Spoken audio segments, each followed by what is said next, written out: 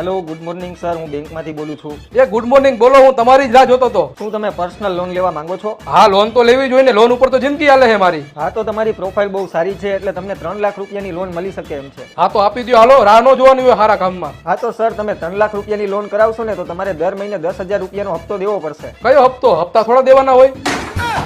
Sir, તમે loan લ્યો હો તો તમારે હપ્તો તો દેવો જ પડે ને. હા તો લોન નો દિયો, મેં તમને ક્યાં કીધું કે લોન દિયો? એમનેમ થોડી લોન મળે, હપ્તો તો દેવો પડે ને તો જ લોન મળે. જો ભાઈ હપ્તો શું કહેવાય મને ખબર નથી, લોન દેવી હોય તો દિયો. અરે સર, તમે લકી હો કે તમને લોન મળે છે, બાકી અમે બધાને લોન નથી આપતા. તો બધાને લોન આપો, મેં તમને ક્યાં ના પાડી? અરે સર, તમે બહુ સારા માણસ હો ને એટલે અમારી બેંક તમને લોન આપે છે. પણ તમને એટલો મારી ઉપર ભરોસો છે તો લોન મને આપી દો ને. નહીં હું કઈ બૂચ મારું પણ હપ્તા નહીં ભરું.